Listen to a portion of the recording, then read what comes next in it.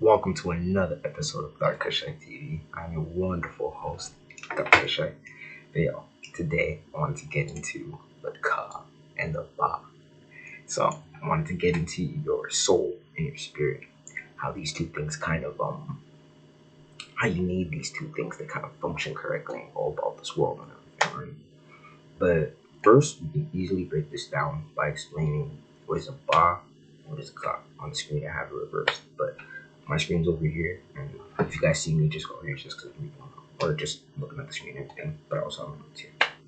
But so the ba is like the the hmm, the ba is like the spirit, the thing that gives the person, like the thing that animates the body, while the ka is the individual, like part of that soul. And I have or like basically the soul. And I have a way better book, or like a book that helped me with this explanation. It's called the Astral Projection Workbook. And another thing is, like, I'm gonna make this episode upload it right after this too, about dreams, realms, and all that. But for you to really escape, like, for you to escape this matrix and for you to get whatever you want in life, you have to really, really, really, really, really be good at astral projection, lucid dreaming, have a strong Merkuba, have a strong soul and spirit, like to really get out of this realm, for you to go wherever you want to go, if that's in heaven or hell, or wherever you desire to go, you will go there, right? But this book explains it way more better than I am. So, in ancient Egypt, however, it was most common conceited, or conceit that humanity had three souls. They were known as the Ba, the Ka, and the Ib. The Ba was the bird soul, the Ib was the heart, and the Ka, interestingly, was known as the double. Egyptians believed it to be the mirror image of the physical body, but composed of finer matter. The Ka, under a variety of different names, would be recognized instantly by yoga initiates of India, Tibet, and China. Many yoga systems Many yoga systems actually postulate a whole series of subtle bodies, one within the other, like a set of Russian dolls. This notion carried into Europe and America by Madame Blavatsky and her Theolist has taken firm root in Western esoteric thought. So, also forgot to mention the id. The id is actually in there too. And the id is kind of like how I kind of look at it, or from my interpretation. It's kind of like that whole. It's kind of funny because it's kind of, if you see the setup here, that right there is kind of like the thing that weighs. Like, if you kind of see it, if I were to show you a picture, that it would be a heart, right?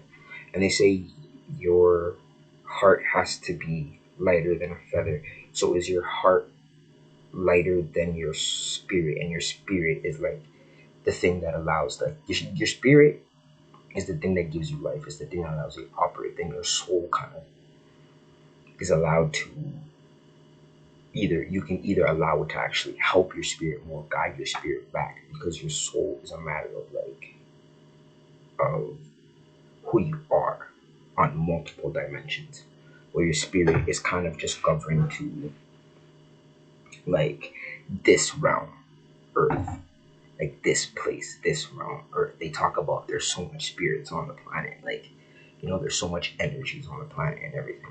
And I have like a spirit equation that I made up that I'm gonna show you guys. That's actually pretty cool. And later down in the video and everything.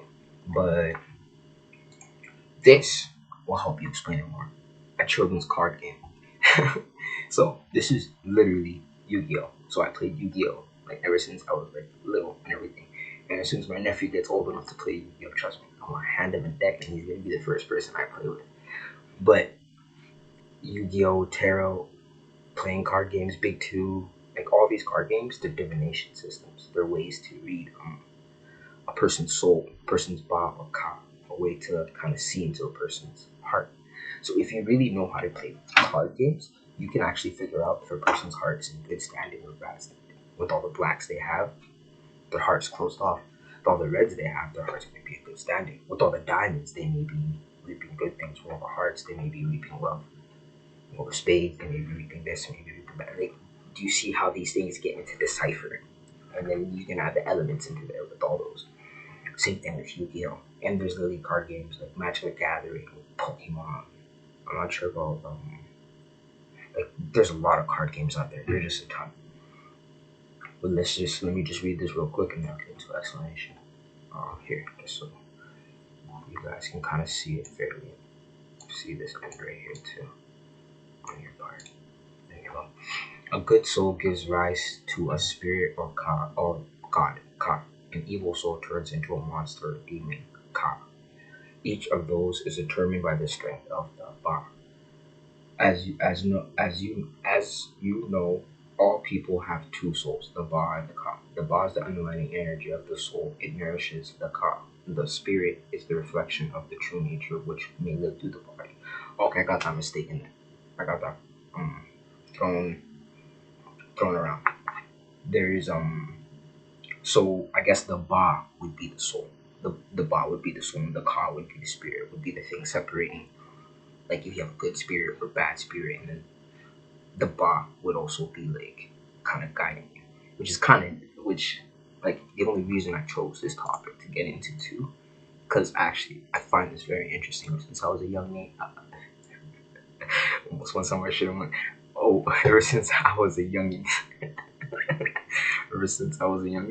I always had like this like I always wondered about my name because my name is Bach, like it's really B-A-K.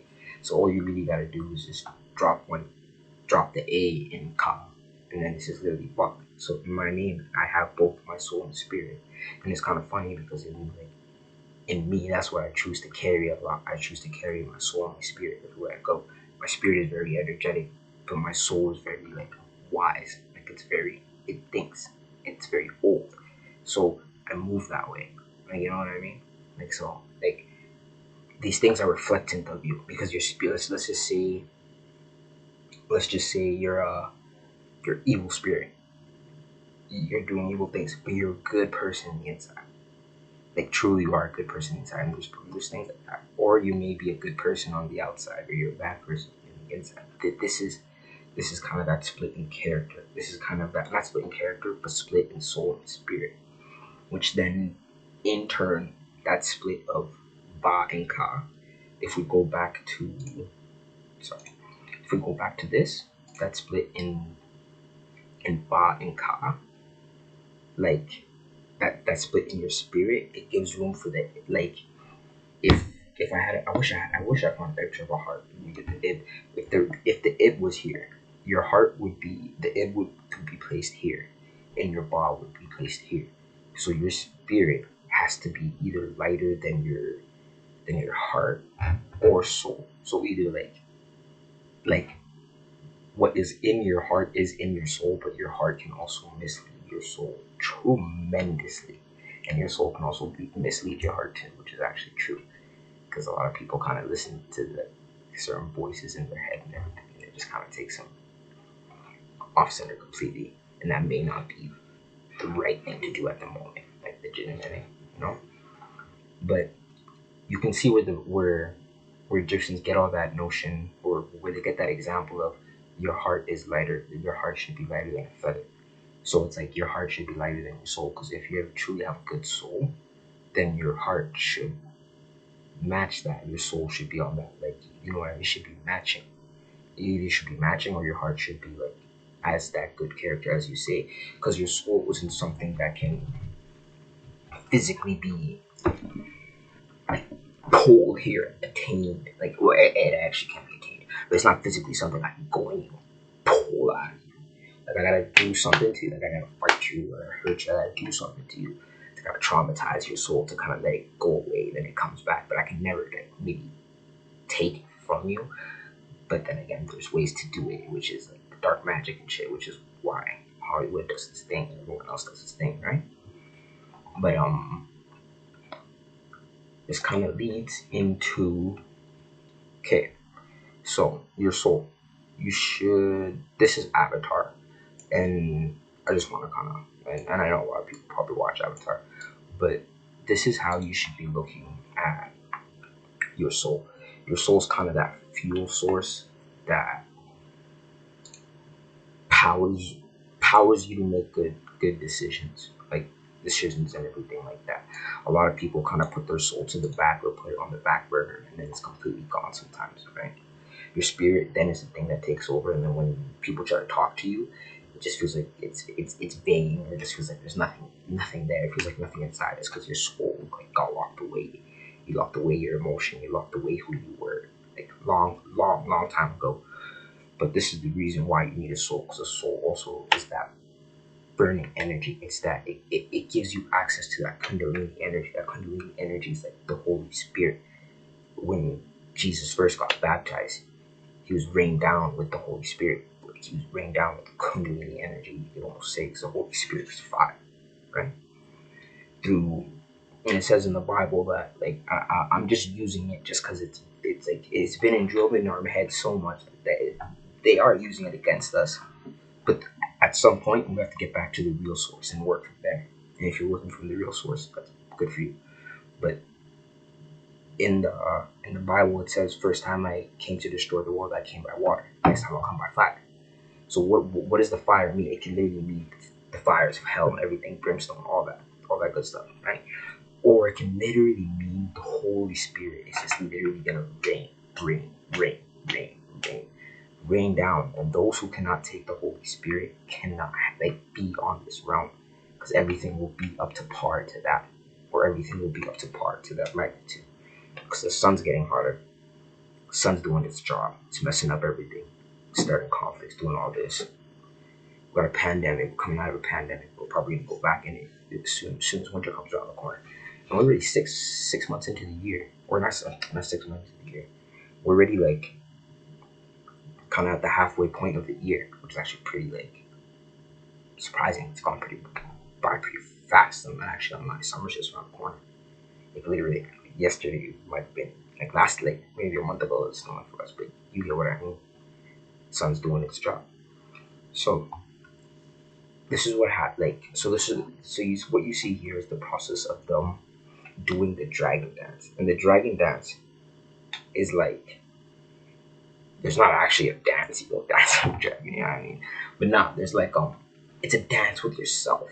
The symbolism here is left and right brain, blue and red, like left and right, logical, like spiritual and physical. As soon as you merge with your physical and spiritual, then you have access to your fire bending, which is your kundalini energy, which is you'll have access to that.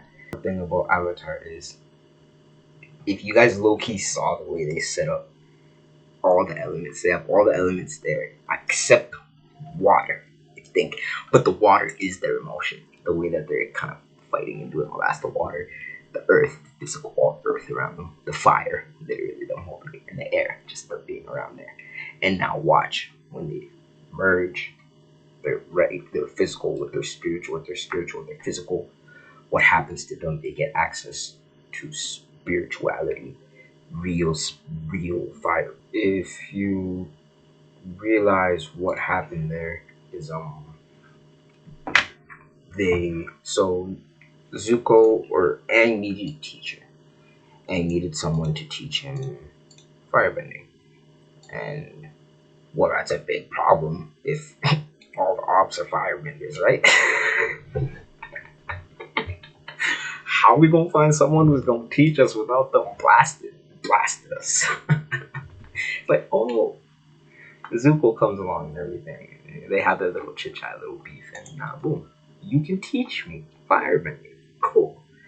He lost his ability to firebend because he switched sides, because he went from bad to good. And this is actually something that actually happens, like in real life, where you just make a sudden pose of change in your life. The energy is not gonna be like your soul needs to adjust to its new home. Your soul has to like, it's refining itself in that process. It's making itself better. It's making like the fire also is it's a process of refining. Because if you look at blacksmiths or people who make weapons, they use fire to refine. Fire is used to refine. The Holy Spirit is used to refine you. That's what it's supposed to do. It's used to like make you stronger and stronger and stronger. If you let the fire burn you, which is just again the Holy Spirit, like not the Holy Spirit, but the Kundalini energy burn you, and it's like then it's your own energy in essence, kind of your own energy that you asked for. And the only way that I can honestly explain this is with this chart, which is actually very, very, very useful. Twitter came in handy for once. Twitter's actually been coming in handy a lot. But so our like ka or ba, how do you say this? Or wait, our ba, our soul. If I'm mistaken, please correct me. Like, please correct me, as always. I'm not above correction. I'm not above any of that. Please correct me. But our ba, I'm pretty sure it's our ka, to be honest. I'm pretty positive. But our ka is kind of broken up into like just our soul is such a multi-dimensional thing. Like, it is so funny. Like, you can have a you in the dream realm, you can have a you in the thought realm, you can have a you in the physical, which is like this right now, then a you that lives in the mind, then a you in the dream, then a you in the heart, then a you in your brain, because your brain is working off your body. Everything in your body shows how you look, but that's not how you actually like. Do you see how much versions of ourselves that are actually like out here, like that we actually have to kind of be at peace with first before we even get to our higher self. But at the same time, our higher self, we had to go through this to find the path to kind of put us back together. Do you know what I mean? If you want, you can kind of look at this as like maybe this is your soul, and like never mind any of the writing or anything. Just but like other than the higher self, the cosmic plane, the theory, all that physical. Let's just say your spirit, your soul, broke itself into this many soul groups, that many different types of thinking, this many different ways of being, and then in this many versions of time. And some people are actually so like their souls is fresh. Their souls are new to this planet. Their souls has never ever lived, like never ever been on this plane before. This is their first go around of the mission. And that's why you might see some people just so excited about life and in such a different manner. You might look at them and be like, yo, why are they so excited about something so like because they literally are a new soul to this planet. If something's new to you, new to your soul just wants to thrive off experience. And all this experience that we're gathering is just memories. This is literally data. It just goes back to one person, God, or source, or literally source code, source thing that made all of this. It goes back into that. That's where all this data goes, memories, feelings, all that. It's an experience of the being itself, and we're part of that being, but broken up into our unique piece, doing our thing. And our higher self is part of that piece. And it's at certain times where our higher self may be so strong that when it tries to communicate with our spirit, because we're first disconnected, like not all of us are connected to our soul right away. Some of our soul, yeah. Some of us are lucky enough to be connected like that or be very gifted with that. But a lot of us are not. A lot of us have been conditioned with society, have been brainwashed, like have been manipulated into a lot of things, have been just manipulated to throw away our soul, to kind of put away our soul. We've been traumatized to put away our souls. School, bullying, friends, family, all that messed up stuff. All that stuff conditions us to throw away ourselves or throw away the way we treat other treat other people, which later in turn that's how we treat ourselves in the inside, which then locks us and denies away access to us. Like, because you know what I mean? Because in a way, it's still denying access to yourself. Because That's the first person you have to deal with, and all. And if you're avoiding dealing with you, then it's not kind of like it's kind of easy to see you avoid dealing with everyone else, and that's and that really should be alarming because spirit. You hear a lot of people saying spirit told me this, spirit told me that, spirit told me this. Yes, that is like very true, but how do you know it's the right spirit also? Because spirits also have ill intention, good intention, bad. Well, from our standpoint, good and bad intention. From their standpoint, they're just doing their job, which is fair. And to us, we gotta decipher which is good or bad, which is fair. Again, this is why discernment. This is why God gave us the choice and free will. He gave us free will to choose, being able to choose. Because now we gotta be smart about what's the choices we make. Because now the choices we make based on the spirits who decide to go about hanging around, decides where the kind of course of our soul kind of is and where it is not. You know what I mean? Maybe your soul should be in this area, this frequency of life, and maybe you've been around certain spirits that have been like, just because you're around that spirit and that spirit has their soul, like they locked away their soul long ago, and their soul kind of a soul can eject from the body. It can, because a soul is so like the energy of a soul is so precious. It's like it is like so precious, and if you really want to see what I mean, like it's like now I don't mean it like by precious, like gimme, like no, it's like unique. It's very. It doesn't want to be around no messed up anything. This is why you'll see kids like a soul. This is how good a soul is. Look at kids. You can tell a kid they're dumb right to their face. You can yell at them. That same kid will come back around and still try to win your approval. That's because they're operating off their soul, because they're more still intact with the spirit realm because they just came out of it. You know what I mean? They're more intact with the spirit realm because they just came out of it. But then there'll be like things will happen where in that process they'll lose the trauma, the TV programming, whatever, and then occasionally you'll see that kid change. Maybe you'll see them change so drastically, or maybe moms and dads will be like, yo, I don't even know my kid once they start seeing things happen. Like, I never knew my kid or whatever. That, like, and your parents will be like, I never knew my kid, because they knew you from your soul. Your parents named, like, your parents see your soul. They don't see your spirit. Your friends and everyone else sees your spirit. But your mom and dad are the two people who can look at you and see your soul. Like, who you are on the inside. And then they could see what rubbish you're putting in front of your spirit. This is why parents are annoying, but parents are good for you. Like, they help you, like, for all the ones actually out there doing the work properly, you know, because there's actually messed up parents in this world, and I want to go give them a round of applause because they don't deserve one. But parents actually help you decipher, because you're not gonna go think about it. Are you gonna go blast someone in front of your mom the same way you try to do it with your homies like a week? No, no, because your spirit will literally zip, go to the back, and your soul will be like, oh, we have to kind of come here, talk to our mom. On every real, even if you're drunk, it's all that real stuff that comes out. Like, you know what I mean? It's all that realism, because your mom knows you, your mom or dad knows you, and you see them for their soul too. It's like they recognize they recognize what's real in you recognize what's real in them.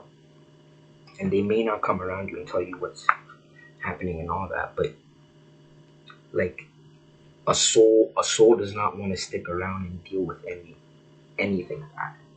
It would rather leave than deal with trauma. Let's just say let's just say you get traumatized. Like, any situation you want to think about, because I don't want you want to make a situation that give someone whatever. But you know what I mean? Think of any situation. Your soul would rather eject right there, right then. Or even a situation where it actually makes your soul eject. Like, makes your soul like leave.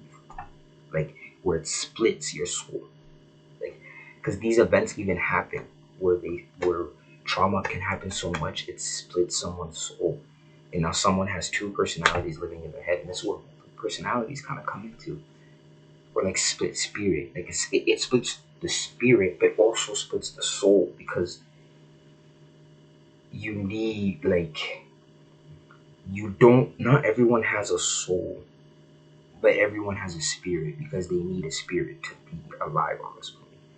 But souls are very unique because you either have it or you don't, or you kind of learn how to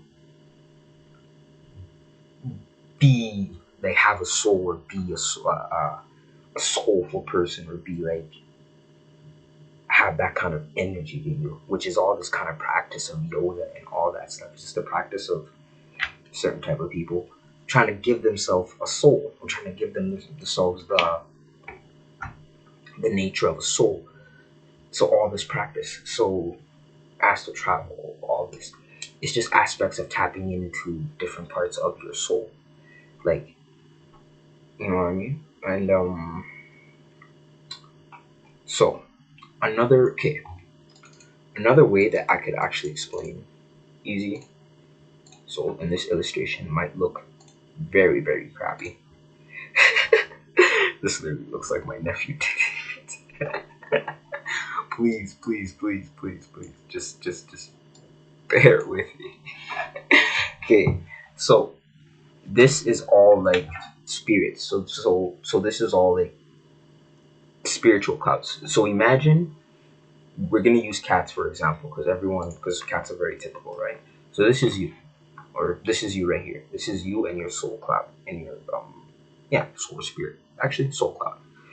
So there is a cloud of spirits that is generically called cats, house cats. So all house cats get their spirit from this cloud. It's not till your cloud goes in this cluster, comes and takes your cat. So we'll take my cat for example. My cat, his name is Mufasa. So let's just say I went in, I took Mufasa, right? And then I left, and now it's me and Mufasa, and then the generic types of cats. Mufasa, well then now he has a spirit, and the spirit is now named Mufasa, right? But his soul will now start to reflect everyone around the family. His soul will start to be part of my mom's, be part of mine. Like he'll actually start building a soul. And you can actually see how animals can actually build a soul. Some animals have more soul than people. If you actually you actually see it, some animals care way more than people. They're way more emotional than people. So like this example is actually very clear. Like the people around you will determine what type of soul the spirit will become, or what type of soul the spirit will either learn or learn how to project back. And so for my case, for my cat Mufasa, he learned how to project my spirit. So it's just like kind of gives me attitude all randomly, just looks at me, stares me down, just dips, leaves the house, comes in, eats, and just sleeps, poops, leaves. Yeah, so just he literally treats us like a hotel, and he'll be talking to me every now and then. So it's really funny. But then at the same time, you'll come up to your leg, you like wrap around your leg, sit here while you're watching TV, you sit here while you're doing homework, look at you and stuff. Like he does so much funny things that's like there's so much like he even did it. He even like rolls his eyes a lot of times when I do stupid stuff. It was funny. Last time, last time, I had an ex girlfriend, and she came into the kitchen. She was kind of a little bit drunk, so she just came into the kitchen, and it was just me and my. I was watching my nephew. It was me and my nephew, and the cat, right? So she was watching. She was stumbling. She just stumbled, opened the fridge, got something, and then just closed and went back in the room. So I look at my nephew. Nephew looks at me. We both look at the cat. The cat looks at us like what, and we all look at her.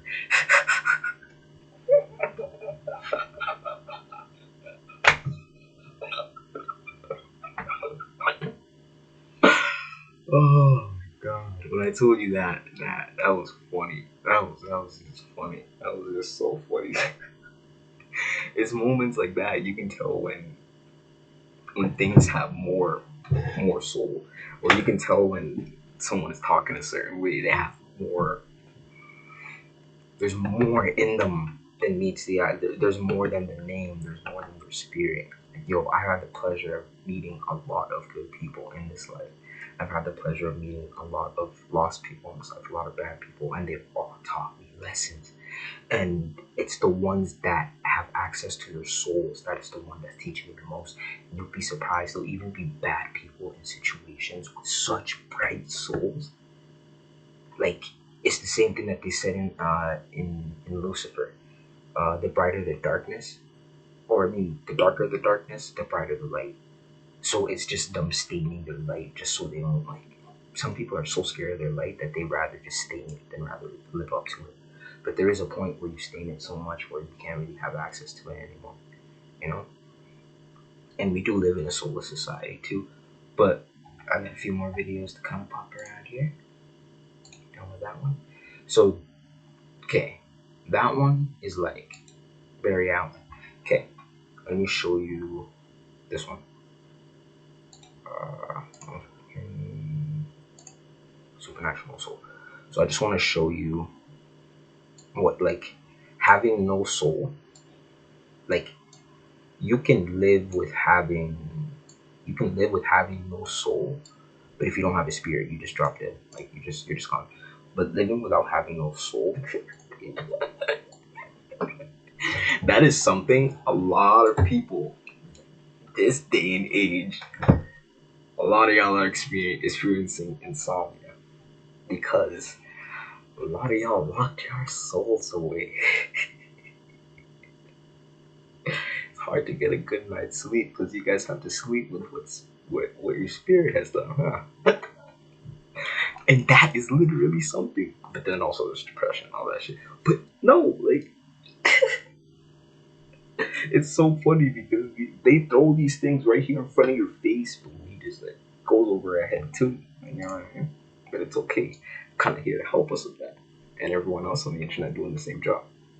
Shout out to you too, the spiritual community. One more video. Might as well get this out the way. So I'm back to talk. There's no reason to think that just because you've accumulated a lot of years, you have therefore accumulated a lot of, or digested a lot of wisdom. That is not right. And in tribal societies that I know about, and I don't know a lot about them, but anyway, you know, we all talk this way. In tribal societies, it's not the age, it's the initiations. In other words, have you been through it? Have you risked? Have you been cut? Have you gone through the storm? That's what makes you an elder, and you can be an elder at 25 because you've been through the initiations. Now, in a culture such as ours, where do we get initiated? We don't. We just grow old. And the initiations, the absence of initiations leaves us as elders, oldsters, not elders. You know, oldster as a parallel word to youngster. There were no oldsters long ago. There were youngsters. But now we've got oldsters. These are not elders. So, my leg. My butt. Okay, so I'm just kind of writing myself up there. Okay, what he was kind of talking about is kind of like the basically society is setting up a lot of us to fail. Because a lot of us, like in this society especially, we're not given no initiation. Our initiation at best will be like, what? There you go. Here's your degree that cost you like 40, 50,000. Go make yourself in this world. Go do it. That's our initiation, you know? But little do we know, our soul has its own, like, initiation process. Okay, trial by like fire, trial by earth, trial by air, trial by water, and trial by ether, which is just spirit. Spirit. So but we have a lot of trials, and our soul is literally gonna put us through our own, like our soul is gonna put us against ourselves. And that's if you really are meant, if you really want to always better yourself, you will always pin yourself against you. You don't gotta pin yourself against anyone else, because no one else is competition compared to you. Like you're your competition. You're the person you should be getting good for. Everyone else should either be a benefit of you doing better, or should like you should be helping everyone. Like, you know what I mean? Everyone around you should be doing the same thing. Or either doing better, or you should be helping. That's what it should be about. Like, you should always want to better yourself for yourself, not for someone else, not for the people around you, not because the people around you told you either, or not because other people have so much control over your life that you're not aware of it either. You know what I mean? That's another thing that people actually realized really recently. That people hate it when like not you lose control, but when they lose control over you, or they're not allowed to like control your very emotions or how you think or what you're doing, all that. People will actually like get mad at you and everything like that. And even if you're standing in what you say is proper and right, and you're supposed to be proper standing in whatever you're just, people will still flip the table, flip the card. And to that, it's okay. Because just go against yourself as always. What can I do better next time? What can I do better for myself? If I didn't do this, maybe I can stop not getting. Or maybe I can, if I talk too much here, I can not talk too much. Or maybe not waste my time at all with this type of shit. Completely. Right? So this is where like you start bettering yourself, you start bettering your soul, you start bettering who you are, you start building. And then this is where your soul will start radiating through your character, through your spirit. Your spirit will your spirit is the thing that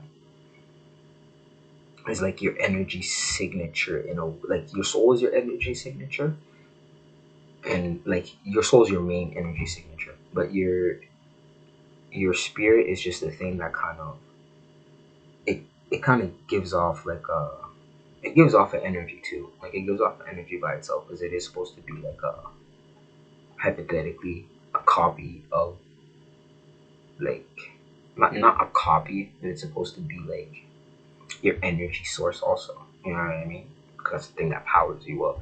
So if your soul isn't up to par, like if you're not your soul, if your spirit isn't up to par, like if your spirit doesn't have high energy and everything, you'll see it'll probably get higher. It'll probably be very hard to do anything regular on a day, or just to go for a job, or just to do everything regular that you always plan to do.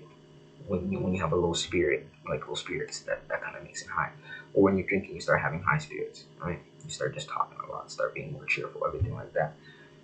And then yeah, but then when that happens, also you give room for, like when you're drinking at that level, you give room for spirits to come through you. And that's why when people are drunk, you see that either two things can happen. They're either summoning spirits, or it's either their soul coming through, but their soul is like it's just kind of like in a drunk slurred way, that it's like kind of trying to talk to their spirit, but their spirit is so disorientated that their soul can't even like explain anything.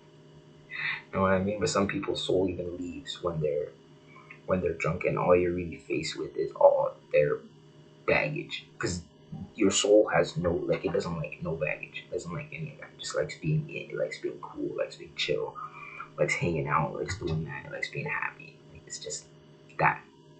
If your soul is that, your soul is that. If your soul is not that, I don't know what to say. But it will leave again. It would rather not deal with any of this useless stuff. I wouldn't want to either. You know what I mean? I would honestly just want to dip out. I wouldn't want to deal with any of this. And so that's what your soul does. It dips out. And so this is where it comes in from the other episodes, where now your spirit starts making clones. Your spirit is the thing that makes shadow clones for you, because it's the thing that goes through the experience, but then it can also like split and because your soul has to split too, because trauma splits. But your spirit will split, and you have two different spirits inside of you, and then maybe you'll act two different, and then we'll have another one when you're angry, when you're sad, when you're angry, sad, and mad. Like, you know what I mean? You have very different characters. So this is a way your soul splits itself.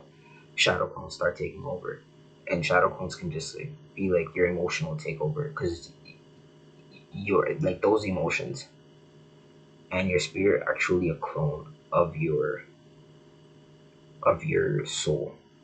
Like spirit is trying to conform into your soul properly, but it has so much baggage from this realm. It's so hard, and all the baggage from this realm, to be honest, is humanity. Like all this humanity stuff. I'm not even gonna lie. All this kind of sucks, but all this we gotta save each other, which is like it's kind of sucks. But all this, like the way we save each other is by what we save ourselves. Like literally, we change our world, then we can go around and actually helping people how to change their world instead of like everyone says. So that's like it's funny because a really good person to go to is Brother Panic. He put this into my mind. Everyone talks about saving the babies and save all the women. Everyone talks about saving the babies and save all the women. Save the women and the babies in your area, in your life first, before you go about trying to save the world and everything. That's a very keen like observation, and that's very true. So it also means like if you're here to set up the way for a lot of people, you will be given that role. You will be given that spotlight. You'll be given everything you need to get it done.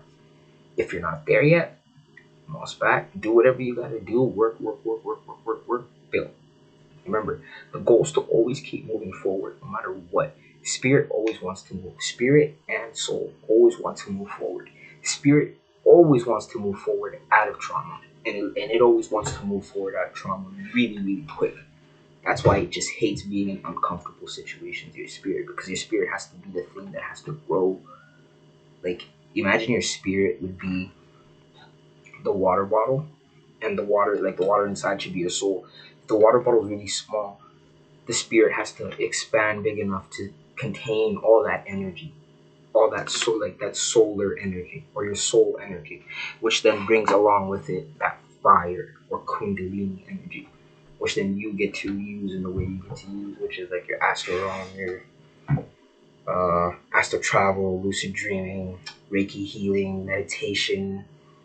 You see people rap, you see people do movies, you see me doing my podcast. This is how you have the energy to do these things, and then you might have way more energy to do a lot more. Maybe even tap more into the physical. But there's so much on the spiritual side that you can do. I don't think you'll even care about doing anything physical. No, like if y'all don't get it, if y'all are still focused on doing like all that physical airbending stuff, y'all kind of lost the point, because we are so much in the spirit realm that may come, like that actually may come, but we are so much in the spirit realm that it doesn't matter. You can't do none of that stuff physical, because you can do all that stuff. Like if you have a strong enough mind, you can take your spirit, project it there, or not your spirit, your soul. Like if you're in tap with your soul and everything, like if you're in touch with your soul, which a lot of people, if they gravitate to the right people, like they're in touch with it, or they're getting in touch with it, and so like-minded souls will always drift, come together to drift.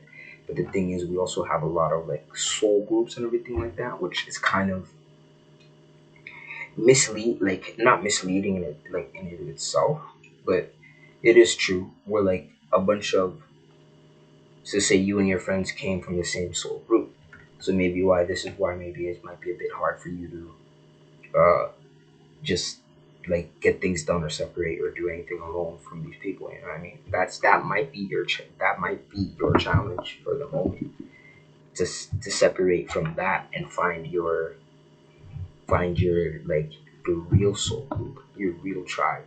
You know what I mean? Find the people that really support you instead of your false soul. Like instead of the one you're sent here with, find the one that's actually meant to fit you, and that would be like places, because this is the like these YouTube communities are still amazing. Like a lot of them may be like, a lot of them are kind of I'm not lying. It's like the blind leading the blind, and pretty much, literally, I'm blind. So I'm literally not gonna sit here and profess that I know the way that I profess I know this. No, no, no. I'm just literally gonna sit here and just talk here like we're just talking. Like I just want to talk. I just want to get these ideas out. I just love talking. That's just it. Everyone around me kind of hates talking, so I just thought like, fuck it, yo. I'll get a mic and yeah, I'll literally talk to whoever wants to talk, or whoever wants to hear these. Like, there's other people out here who think like me, other people like this who have to kind of put this like these together. And I got a lot of I'm not trying to be that guy, but I really got a lot of crazy ideas, topics that I'm still kind of trying to wrap my mind around it to make it make sense for myself first. I'm still learning. Like the journey's not over to the day you die. You know what I mean? And one person that I would really two channels that you guys should check out should be Occult Lectures on YouTube and Bridge of Raw. They just really have two good informational sites. Like Bridge of Raw just has a lot of good things just to break down a lot of things happening also. But Occult Lectures just literally breaks down the occult perfectly. At the same time, we're so scared to kind of go into that, but that's the last I'm not gonna start doing weird shit. I'm not gonna start reading out of satanic Bibles and all that. I just like hearing his take on it, like which books I'm getting into, like what I wish I should start reading and everything like that. He's been giving me that kind of stuff also. And last but not least, the book that you guys should the book at the beginning that I referenced was the Astral Projection Workbook: How to Achieve Overall Out of Body Experience. But this right here is the key to kind of getting out, but not completely. But astral travel, lucid dreaming, like if you know how, you can build your dimension of where you're going to be after you die. And with that, I hope you guys have a good night and stay safe. Catch you guys next time.